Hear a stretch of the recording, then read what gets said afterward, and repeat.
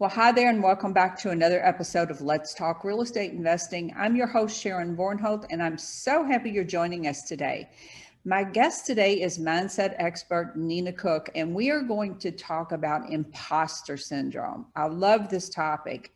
I believe that this mindset is one of the primary things that holds entrepreneurs back no matter what business they're in.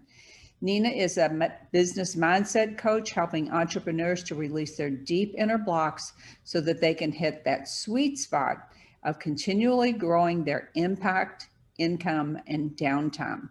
She also hosts the Entrepreneur's Inner Game podcast and has been featured in Forbes and on BBC Radio. Welcome, Nina. Oh, thank you, Sharon, for inviting me along. It's a pleasure to be here. Well, I'm excited about this topic because you and I have talked off the podcast, but it's people finally realize that mindset affects everything in business. It affects your success. It affects the way, whether you go along joyfully in your business in spite of roadblocks or you get dragged down by that. So I did want to start out with you tell everybody about your backstory and how you got started and why you're so passionate about helping people overcome mindset issues. Well, I grew up feeling I had a very low self-confidence as a child. I felt that I shouldn't be seen. I felt it was dangerous to be seen. So I always stayed under the radar. I was that person in the background, not saying anything, hiding away. And this continued for a lot of my adult life. And it was something that it was always in the back of my mind that there was something that was wrong with me and I had to hide it from the world so they couldn't see it in me. And so I'd put on this bravado of confidence. And people used to say to me, "You're so confident, aren't you?" And I always think, I'm just putting on. And to me, it felt like a brash confidence. It wasn't that quiet inner confidence that you see people have. I didn't like it. It didn't feel comfortable. It didn't feel aligned. And it was when I had children. And when they're very little, you just watch them playing. And they had this lovely self-confidence, this very natural confidence. And I used to think, I'd really like some of that. I'm sick of pretending and faking it. It's just exhausting because you have to keep putting on an act with people. And at that point, I thought, I really want to be a great role model for my children. And I wanted to be authentic. So I started looking deeply into personal development. I'd always read books before. I'd always had an interest in it, but I started taking trainings. I started going along to seminars and conferences and really started throwing myself into it. And I tried lots of different modalities, read lots of books, etc. And a lot of them did help, but it just seemed to be temporary ease. And then I'd go back to feeling not good enough, not deserving, not worthy, etc. And it was only by chance, one day I was sitting on my computer and my friend sent me an email, popped into my inbox, and she said, "You're interested in this type of stuff. You may find this interesting." And so it led me to a link for this guy who worked with limiting beliefs. Anyway, I booked him for a session, not expecting anything to happen at all because I was very skeptical. I was one of those people that nothing was ever going to work for me. I was one of those special people. So I had a call with him and he said, "The only reason you feel so low in confidence and lack so much self-belief in yourself is because you believe your limiting beliefs." And I thought, okay, well, let's try this. It's not going to work, or it may work temporarily. After a few sessions, I realized that I was thinking differently and I was taking different action in my business. I would never, ever put out a video in a million years because I would have thought, oh, I'll mess it up. No one's going to be interested in what I have to say. What if they don't like what I say? What if I get some criticism back? So I'd had all this fear around putting myself out there. Well, I remember thinking one day, I'm going to make a video. Interesting, I'm going to make a video. And I was sort of waiting for the hesitation didn't come. And I thought, okay, I'll do a short 2-minute video and I'll just give it my best shot. And I can run it a couple of times until I'm happy with it. It'll be fine. And I remember putting it up and I had to get all the tech. I didn't know anything about the tech. It was the first time I ever tried it, but I managed to get it out there. And I had something like 7 views and I was over the moon. And I thought, it's not bad. It's okay. I think I said something relevant there. And I kept starting. This was just the beginning of it because I suddenly stopped worrying about what people thought about me. And I was focusing more on myself and the value I could bring to my market. And I stopped getting into people's business and mind reading how they're going to respond to what I was putting out there, whether they could afford me, whether they liked what I was doing. And once I put the focus on myself and the value I was putting on the market, I really started producing that my quality of my work went through the roof. Mm-hmm. And I started working with clients who I knew were holding themselves back, were hesitating, and who needed to do the inner work first in order to put their message out to the world, to charge what they wanted, to build a bigger community, and to grow a successful and fulfilling business. And that's how I came to work with entrepreneurs, because I didn't want any of them to go through what I went through.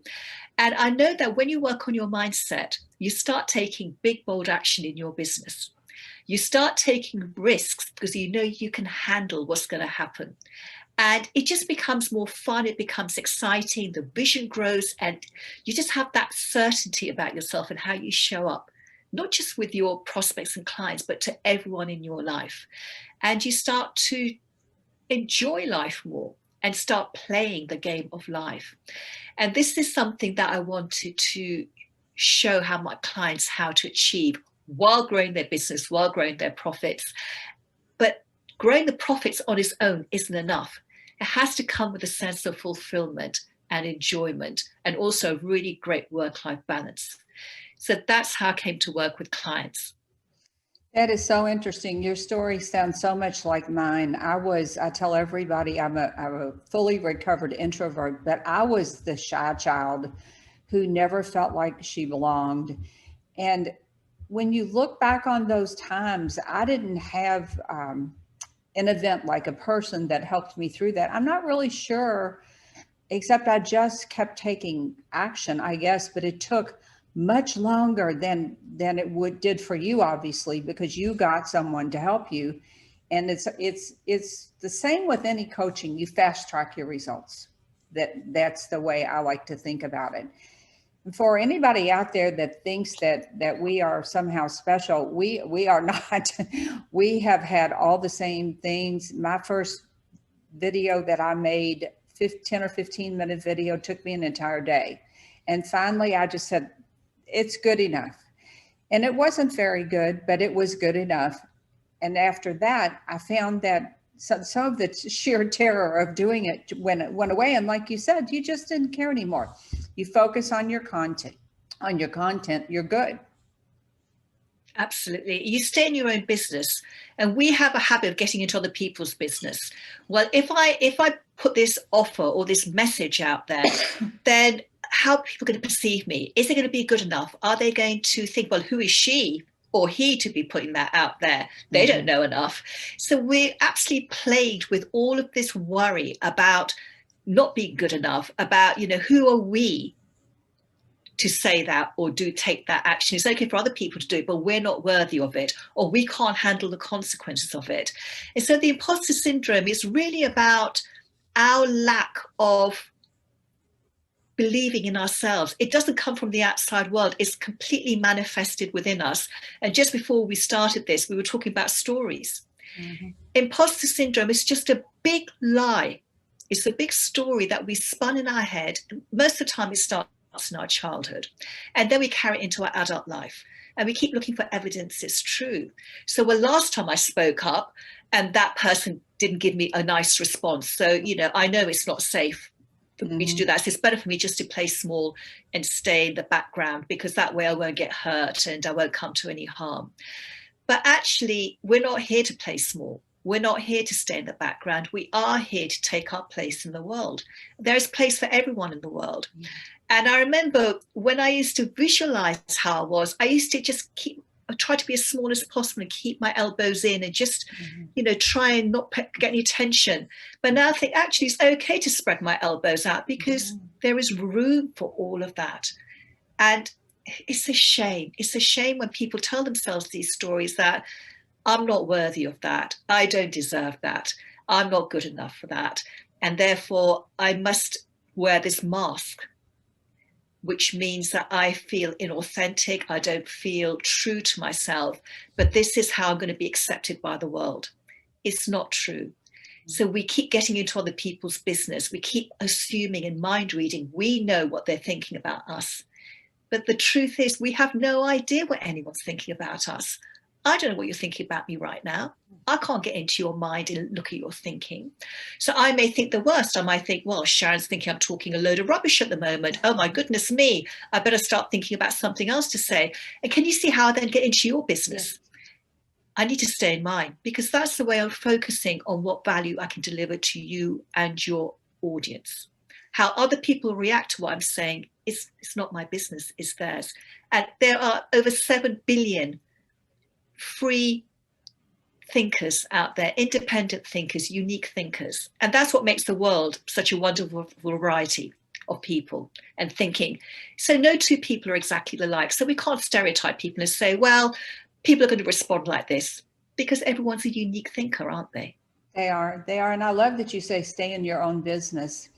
A lesson that I learned early on from I happened to be looking at a property with a very young investor, and he threw out this outrageous offer he was going to make. And I made the mistake of saying, oh, she's never going to go for that. And he kind of was taken aback and said, you can't prejudge people. You don't know what she'll say. And in that moment, I knew that I had just told myself a story, just like what we said. Oh, she'll never take that. And I went in there and watched this 20-something get exactly what he wanted. She did take it because he was able to basically sell her on a different story if we do it this way. And it was a masterful lesson for me. But I love that you say stay in your own business. Don't worry about what everybody else is saying about you. Yeah, so that reminds me of a story with my neighbor. They put their house on the market, and I remember seeing it online. And me being the nosy neighbor, obviously I went online to see how much they were selling it for. Of course. And I nearly fell off my chair at the price. I said to my husband, "It's so overpriced. They're never going to get that for that money." And it stayed on the market for month after month after month. They changed the estate agent, I think, 3 times. And I said, "Look, I told you it was never going to sell at that price." Well, one day it sold. I went online. How much did it sell for? They sold it at the asking price. So my neighbor had a story that they would wait and they would wait and wait. They only need one buyer. One person has to think that price is worth paying. So it was a very good lesson for me. Yes, we tend to do that for sure. Entrepreneurs, by and large, until they get to a certain level, and some of them never get to that level, they just don't feel like they're good enough. They feel like they're going to be found out, like you're just consumed with self-doubt. So how do people start to change that story? Yeah, that's a good story to change for sure. No one is going to believe in you and your value and your offer or anything that you put out there until you believe it yourself. So that's a story that has to be dissolved yourself. And then people pick up on a deep subliminal level, your certainty, your level of confidence. So the way to start changing that story is, first step, become aware of it. Become aware of your thinking, because until you become aware of your stories, you can't change them. For you, they're just habitual thinking. They're just like, well, this is how I think, and there's nothing I can do about it. You can change it. So the first thing is to become aware of when you're holding back, where you're hesitating, where you're not playing big enough. So know that story, and the best way of isolating the story is to be aware of when you are hesitating or procrastinating or not taking the action that you want to take. Write down your thinking. Where is that thinking coming from? Write it all down, and then you can start picking out your story. So the first step is, I'll call it the 3 A's, the process, 3 steps, 3 A's. The first step is awareness. The second step is acceptance. Accept this is your thinking. Because the moment you start thinking, oh, I wish I wouldn't think like that. I wish I could just get out there and do what I want to do without worrying what that people say. Why do I keep doing this? The moment you start resisting that thinking and wishing it were different, that's where the point of resistance comes in. That's where you start fighting. And that's when you can go down the rabbit hole with your thinking. So the thinking is what it is. Accept it because it is what it is. Oh. When you accept what is, then the fight goes out of it. It clears the mind. Okay, that's how I'm thinking right now. That's okay. I'm going to accept it. I'm going to be kind to myself. The third step, the third A, is action. Okay, so I haven't been able to do this so far. What action can I take around this now? And when you accept it, you get a clear mind. And when you have a clear mind, you are in your best solution-based thinking. And you can suddenly start seeing options on the table. And often in life, we work with very few options. Well, this is how it is. I'm backed into a corner. I don't really have any choice. We always have choice. So the trick is to put as many options on the table as you can. And then you can look with a clear mind, look at the options, think, okay, I can take this action. This feels good to me. This feels aligned. Don't force yourself into anything. Just know that you are absolutely capable and you are resourceful and you can take this action. You've got what it takes. So whatever the action is, whether it's big or small, just commit to it. Okay, I feel I can do this right now. And take the action. It may be working with someone to dissolve your limiting beliefs. It may be that you want to go ahead and make an offer, or maybe you want to take some action in your business, or you want to speak to a certain person, you want to reach out to them. Whatever it is, just do it, but be kind to yourself. So those 3 A's, awareness, acceptance, and action, that is one way to start turning around this story. And the key thing is at some point you will see it's just a story. It's not true about you. And once you see it's a story, then you've blown the cover. The story cannot go back to being true again. It's almost like, the Wizard of Oz, where Dorothy thought the wizard was big, powerful being. And then Toto pulled back the curtain. She saw it's just an ordinary man. And once you see what's behind the curtain, then it can't go back to being that other image that you had in your mind.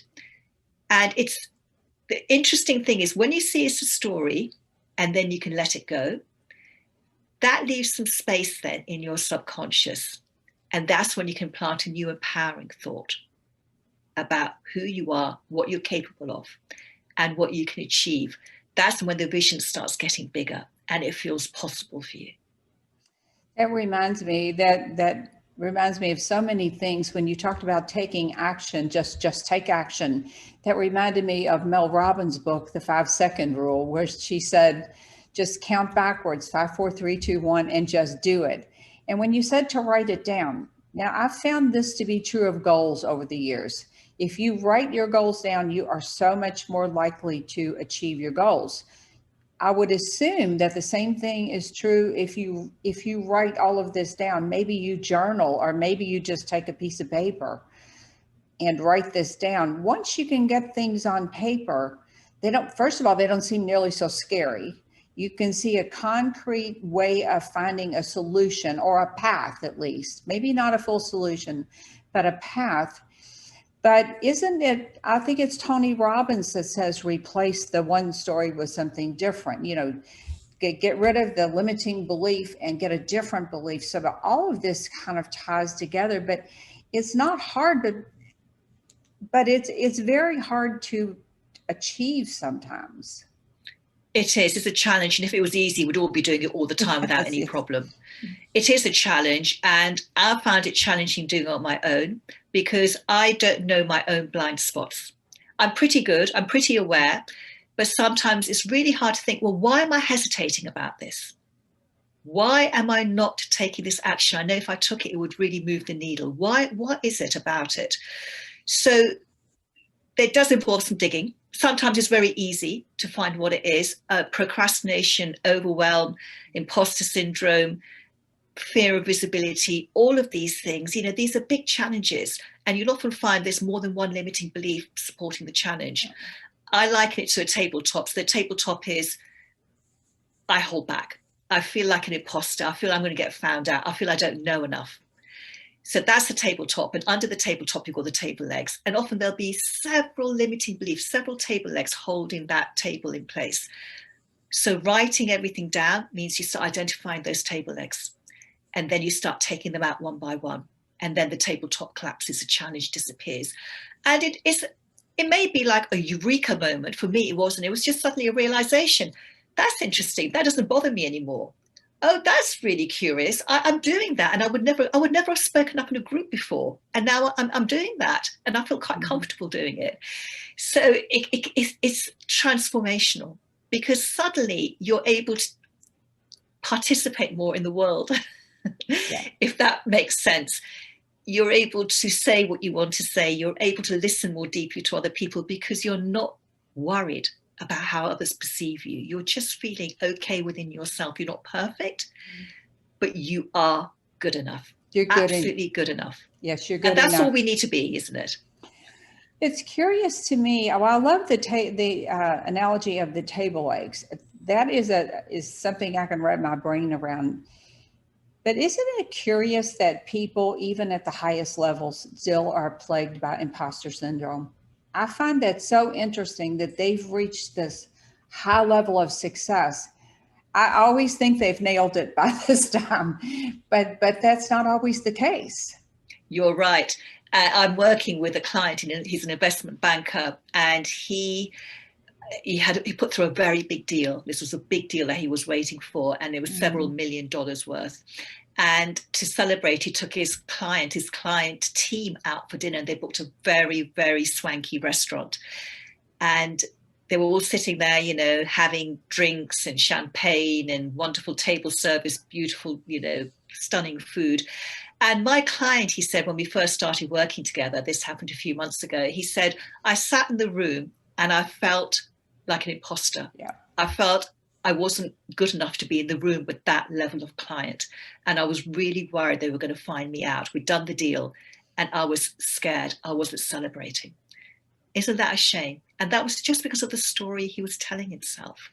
Yeah, it's a shame. And don't you think there's a whole level of anxiety comes underneath that whole thing is fueled by anxiety? Am I going to be found out? And what's going to happen when they find out, I'm just going to be ruined or whatever. But you load yourself up on all this anxiety along the way, when, like you said, you are enough as you are. You are enough. Exactly. And the problem is, because he was so involved in assuming and mind reading what they were thinking about him, that he wasn't enjoying the present moment. Mm-hmm. And we're not in the present moment. We're worrying about the past. We're worrying about the future. And we take ourselves out of the present moment. And this is the only point of power that we have. There is no other place we can exist except for in the present moment. But our mind is never with us. Mm. Our body's here, but our mind's somewhere else. So when we can be in the present moment and enjoy and be grateful for it, we're focused, we're not scattered in our thinking. That is such a huge point of power for us. And we can take inspiring action in this moment, where all our focus is here right now. And we miss it. We completely miss it. So that's one way to get over imposter syndrome, is to be in the present moment and really fix your thinking here and now. Okay, I'm in the present moment. Am I good enough right now? Well, of course I am. It goes without saying. Okay, so in this moment where I'm absolutely good enough, what action do I want to take right now? Take that action in this moment. So this is, again, it's a challenging thing to do. I try and practice it being in the present moment. It's one of the most powerful things we can do to quieten our mind. But it's not quieting our mind and suddenly just becoming passive. It's being alert with a quiet mind. And that's when the creativity flows in. It's almost like when we channel stuff, the big wisdom within us, rather than trying to figure it out with our analytical mind all the time. So when we have those quiet moments, it's almost like, I've read that it's the pause between the words. We focus on the words, but focus on those pauses in between the words. That is the true gift. When we can get into that space, that's when the magic happens. And I've seen for myself, when I practice more of this, big opportunities come into my life. And it becomes a lot of fun. That is such wisdom. I think all of us have a problem with staying in the moment. it's our normal tendency to think what's next, or to worry about what happened yesterday, or not being perfect at the, something happens and then you beat yourself up over it, and it steals your joy in the present moment. You simply, you cannot live in the past. You have to learn from the past, but you cannot live there, because you're right, it steals every bit of joy. And if you're worried too far out in the future, same thing. You miss this moment that you get, that you never, it's now, and you never get that moment back. Absolutely. And every moment really is a moment of celebration, isn't it? It's a moment for gratitude. Whatever you're doing, whether you're taking a step or whether you're drinking your cup of tea or whatever it is, if you're in the present moment, you can just appreciate so much. You see everything that you normally miss every day. You can see the details of everything.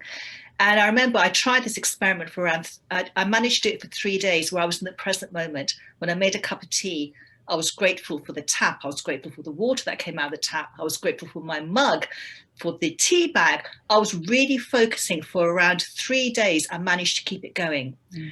And I got to the stage where I was thinking, thank you for the breath I'm taking. It just popped into my head. And I also just became the observer, watching me doing these things. And suddenly I was, I just managed to get to a higher level, just a glimpse here or there. Mm-hmm. It does take focus, but like any habit, it's practice. If we do it, and the reward's so huge, and I let it go, I did manage to keep it going. That's so interesting.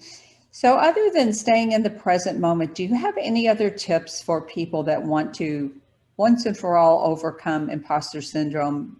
I understand that it is a daily practice, maybe a daily struggle for some people. But do you have any more actionable tips for these folks? Well, there's one thing that I practice frequently, and it really helps me.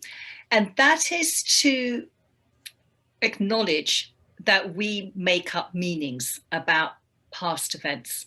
So, for example, let's say that as a child, our parents didn't pay us attention.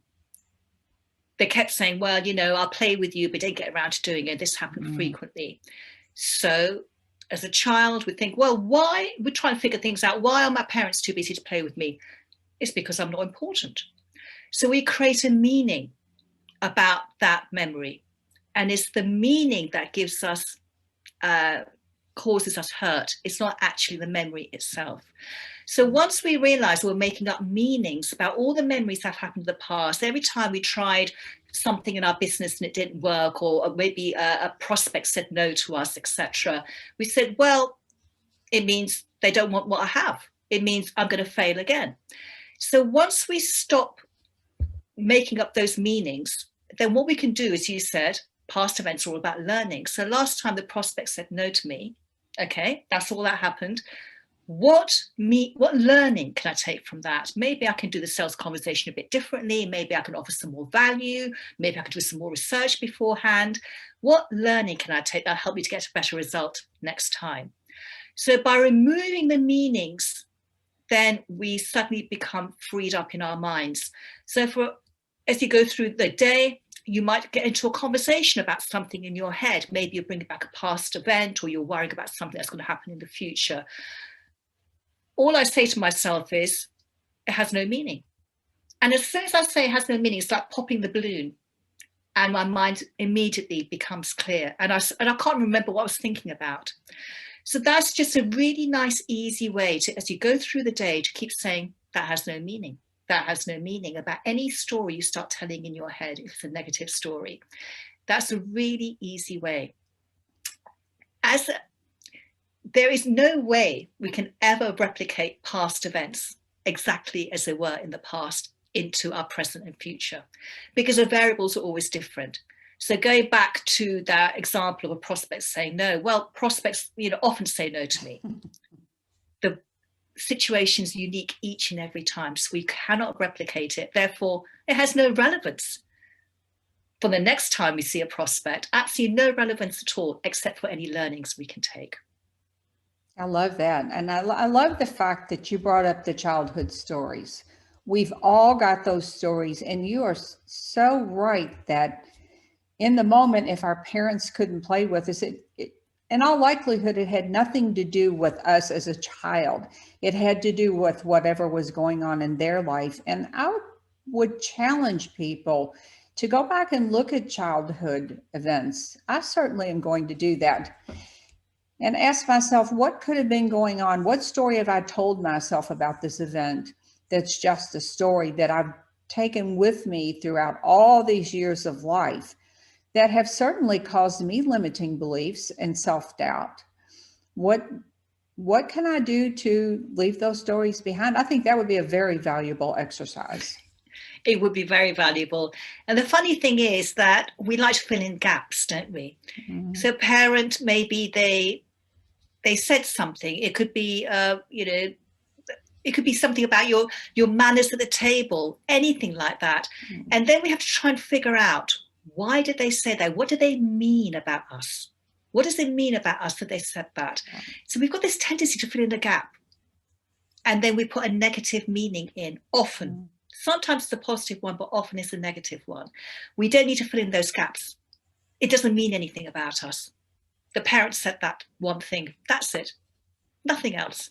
If they told us to sit up straight, we can sit up straight. There's no meaning about us and who we are, the value that we bring into the world. But we have a tendency, don't we? We need to fill in those blanks and figure it all out. And that's where our mind, our thinking, it causes problems for us. Sometimes the less thinking we do, the easier our lives become. Yes, and that is so true. Well, Nina, this has been a great show. I'm definitely going to have you on again. People can change their lives if they can change their mindset. And I believe that if they have a little bit of information, maybe a direction in which way to go or where to start, then that's maybe what they need today. Maybe that's what they need today. So what is the best way for folks to reach out to you? Well, the best way is if they want to pick up a free gift that I've created. It's called the Millionaire Mindset Scorecard. And it helps you to identify exactly which limiting beliefs are stopping you from having all the success that you want. And it also shows you the next steps of how you can start creating new empowering beliefs to bring in the income that you're looking for. It's at ninacooke.co.uk/scorecard. I love that, Millionaire Mindset Scorecard. That is one awesome title, by the way. Thank you. It's a pretty good scorecard. A pretty good scorecard. And folks, be sure and check out the Entrepreneur's Inner Game podcast. I've had a listen. It's a great show. Once again, thanks again, Nina, so much for coming on the show and sharing your story and your knowledge. I love transformational stories where you didn't just start out perfect. Like everybody thinks we all started out perfect, and that's how we got where we are. There's a process. Each person's story is different, but I love your story. So thank you for sharing that. Oh, it's been such a pleasure. And thanks to all the listeners who come and show up week after week. If you like the show, please share it and leave us a rating and a review over on iTunes. I would really appreciate it. So that's it for today. Have a great rest of your week, and I will see you same time, same place next week. And bye for now. Thanks, Nina.